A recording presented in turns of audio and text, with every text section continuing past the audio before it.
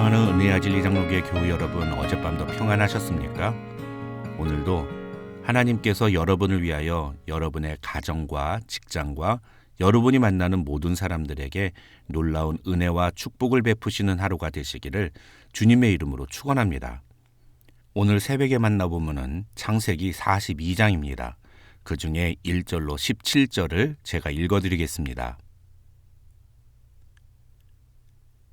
그때 야곱이 애굽에 곡식이 있음을 보고 아들들에게 이르되 너희는 어찌하여 서로 바라보고만 있느냐.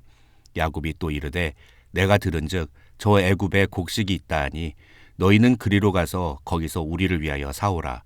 그러면 우리가 살고 죽지 아니하리라 하매 요셉의 형 10사람이 애굽에서 곡식을 사려고 내려갔으나 야곱이 요셉의 아우 베냐민은 그의 형들과 함께 보내지 아니하였으니 이는 그의 생각에 재난이 그에게 미칠까 두려워함이었더라.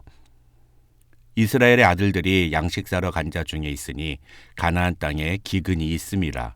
때에 요셉이 나라의 총리로서 그 땅 모든 백성에게 곡식을 팔더니 요셉의 형들이 와서 그 앞에서 땅에 엎드려 절하매 요셉이 보고 형들인 줄 아나 모르는 체하고 엄한 소리로 그들에게 말하여 이르되 너희가 어디서 왔느냐. 그들이 이르되 곡물을 사려고 가나안에서 왔나이다. 요셉은 그의 형들을 알아보았으나 그들은 요셉을 알아보지 못하더라. 요셉이 그들에게 대하여 꾼 꿈을 생각하고 그들에게 이르되 너희는 정탐꾼들이라. 이 나라의 틈을 엿보려고 왔느니라. 그들이 그에게 이르되 내 주여 아니니이다. 당신의 종들은 곡물을 사러 왔나이다. 우리는 다 한 사람의 아들들로서 확실한 자들이니 당신의 종들은 정탐꾼이 아니니이다. 요셉이 그들에게 이르되 아니라 너희가 이 나라의 틈을 엿보러 왔느니라. 그들이 이르되 당신의 종 우리들은 12 형제로서 가나안 땅 한 사람의 아들들이라. 막내 아들은 오늘 아버지와 함께 있고 또 하나는 없어졌나이다. 요셉이 그들에게 이르되 내가 너희에게 이르기를 너희는 정탐꾼들이라 한 말이 이것이니라. 너희는 이같이 하여 너희 진실함을 증명할 것이라. 바로의 생명으로 맹세하노니 너희 막내 아우가 여기 오지 아니하면 너희가 여기서 나가지 못하리라. 너희 중 하나를 보내어 너희 아우를 데려오게 하고 너희는 갇히어 있으라. 내가 너희의 말을 시험하여 너희 중에 진실이 있는지 보리라. 바로의 생명으로 맹세하노니 그리하지 아니하면 너희는 과연 정탐꾼이니라 하고 그들을 다 함께 3일을 가두었더라. 어제 본문이었던 41장에서 요셉은 애굽의 총리가 되어 바로가 꾼 꿈대로 7년 대풍년 기간 동안 곡식을 저장하므로 그 뒤에 임할 7년 대흉년을 준비했습니다. 그런데 그 기근은 사실 애굽에서만 일어난 것이 아니라 당시 애굽을 비롯한 인근 국가들에도 일어난 사건이었습니다. 41장 54절과 57절을 보면 7년 대흉년이 시작되자 각국에도 기근이 있었고 그 기근이 온 세상에 심하여 모든 나라 백성들이 양식을 사려고 애굽으로 몰려왔다고 성경은 말합니다. 오늘 본문은 바로 이런 상황으로 인해 식량을 구하러 애굽으로 온 요셉의 10명의 형제들과 애굽의 총리가 된 요셉이 드디어 처음으로 만나는 장면이 기록되어 있습니다. 이 장면은 45장까지 계속 이어지는데 46장에는 드디어 요셉의 모든 가족, 그러니까 야곱의 모든 식솔들이 애굽으로 이주하는 장면이 기록되어 있습니다. 그 중에 오늘 본문인 41장에서는 식량을 사러 애굽으로 온 형들을 만난 요셉이 자신의 형들을 모함하고 시험하는 장면이 나옵니다. 먼저 1절로 5절에서 야곱은 요셉의 형들에게 애굽으로 가서 곡식을 사오라고 지시합니다. 그래서 그렇게 애굽으로 내려온 요셉의 형들은 애굽의 총리 앞에 엎드려 절을 하게 됩니다. 그런데 7절을 보면 그 순간 요셉은 자신에게 절을 하는 10명의 남자들이 바로 자신의 형들이라는 사실을 알아챕니다.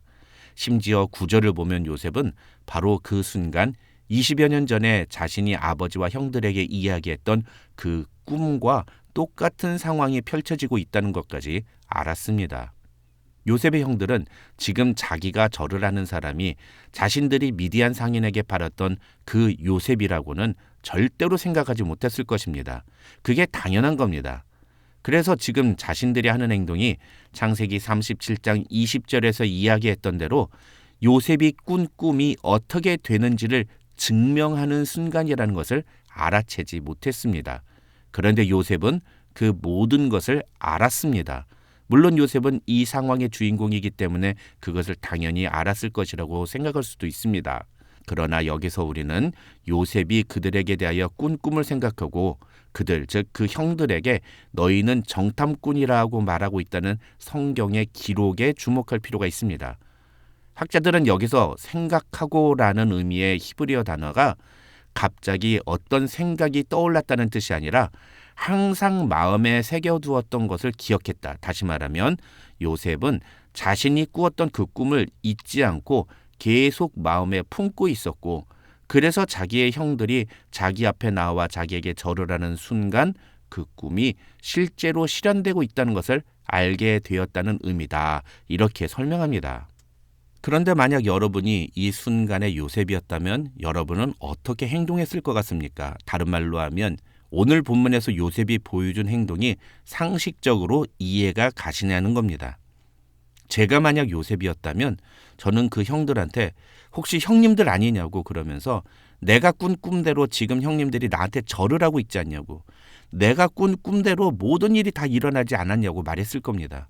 그리고 어쩌면 그동안 형들 때문에 내가 얼마나 고생하고 억울한 시간을 보냈는지 아느냐면서 형들도 이제부터 한번 내가 겪었던 그 서름과 눈물을 겪어보라고 말했을 것 같습니다. 그런데 요셉은 이상한 일을 벌입니다. 쉽게 말하면 요셉은 형들을 정탐꾼, 다른 말로 하면 간첩으로 모함합니다. 창세기 37장을 다루면서 저는 요셉의 형들이 요셉을 죽이려고 모의하는 장면이 창세기 42장에서 전세가 역전되어 다시 그때와 똑같이 등장한다고 말씀드린 적이 있습니다. 무슨 말이냐 하면 요셉이 이렇게 형들을 간첩으로 모함하는 것은 바로 형들이 자신에게 했던 그 행동에 대한 데자뷰와 같은 행동이라는 겁니다. 왜 요셉이 이런 행동을 했을까요? 학자들은 이것을 통해 요셉이 형들의 현재 상태를 파악하려고 했다고 설명합니다.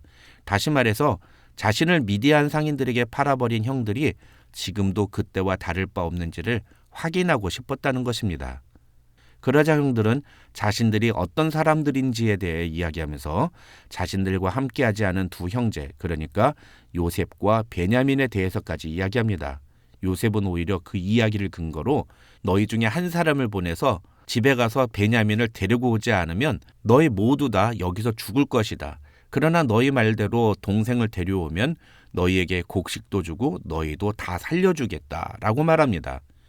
요셉의 이런 제안은 형들로서는 받아들일 수가 없는 제안이었습니다. 왜냐하면 요셉이 사라진 후에 아버지 야곱이 베냐민에 대해서 보인 집착이 어느 정도인지 형들은 너무나 잘 알고 있었기 때문입니다. 다시 말해서 이 요셉의 제안은 형들에게는 아버지와 자신들 중에 한 명을 선택하라고 요구하는 것과 같은 제안이었던 것입니다. 그러자 놀라운 것은 21절을 보면 요셉의 형들은 요셉의 의도대로 자신들이 요셉에게 저질렀던 그 잘못된 행동을 기억해냅니다. 어쩌면 형들은 요셉을 팔고 난 다음부터 20여 년이 지난 지금까지 죄책감에 사로잡혀 지냈는지도 모릅니다. 중요한 건 자신들이 겪고 있는 이 막막한 상황을 통해 자신들이 과거 요셉에게 저지른 잘못을 떠올렸다는 것이고, 그런 형들의 대화를 들으면서 요셉의 마음은 심하게 요동쳤다고 24절은 소개합니다.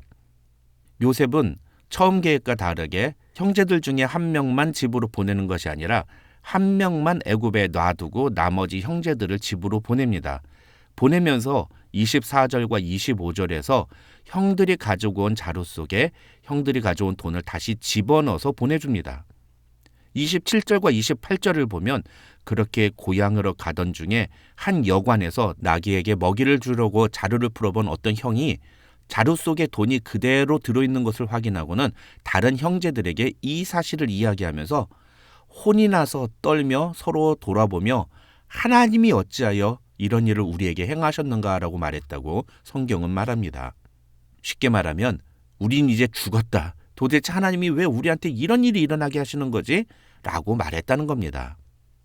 어쨌든 형들은 집으로 돌아와서 이 모든 상황을 아버지에게 말하면서 동생 베냐민을 데리고 애굽으로 돌아가야 시므온이 살 수 있다고 말합니다. 그러나 이런 이야기를 들은 야곱은 9명의 형제들이 하는 말을 완강하게 거절합니다. 요셉도 잃고 시므온도 잃은 마당에 베냐민마저 잃을 수 없다는 것입니다. 그런데 사실 이런 야곱의 말은 틀린 것입니다. 아직 시므온을 잃은 것이 아니고 베냐민을 데려가면 시므온을 다시 살릴 수 있는 것인데, 베냐민에게 집착하던 야곱의 상황 속에서는 시므온을 살리는 방법을 선택하는 것을 생각할 수가 없었던 것입니다. 그래서 르우벤이 자기의 두 아들을 담보로 제시하면서 아버지를 설득해보지만 야곱의 마음은 돌이키지 않았다고 성경은 말합니다. 그것이 바로 오늘 본문 창세기 42장의 내용입니다. 그렇다면 요셉은 왜 자기 형들의 자루에 돈을 다시 넣었을까요? 이것은 요셉이 형제들의 선택을 확인하기 위한 의도였다고 학자들은 설명합니다.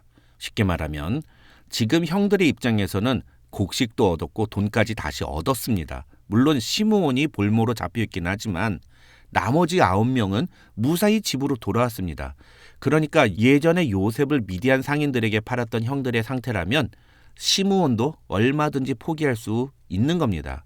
그런 관점에서 요셉이 형들에게 베냐민을 데려오라고 제안한 것은 사실 베냐민에게 초점이 있는 것이 아니라 오히려 시므온에게 초점이 있는 것이라고 봐야 합니다.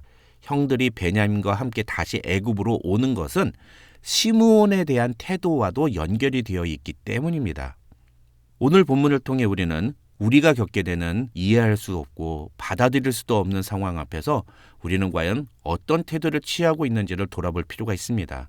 그 순간 우리는 현실적인 이익과 자기 중심적인 판단에 따라 행동하는가, 아니면 이 상황을 통해서 하나님이 우리에게 기대하시는 게 무엇일까, 하나님이 우리에게 말씀하시려는 것이 무엇일까를 알려고 하는가. 오늘 본문에서 요셉은 그 형제들에게 바로 이런 질문을 던지고 있는 것입니다. 오늘도 어쩌면 어제와 똑같은 하루가 반복되는 평범한 일상일지 모르지만 그 속에서 우리가 무엇을 기준으로 선택하고 행동하는지를 돌아보므로 바른 믿음의 태도로 살아가는 저와 여러분이 되시기를 주님의 이름으로 축원합니다.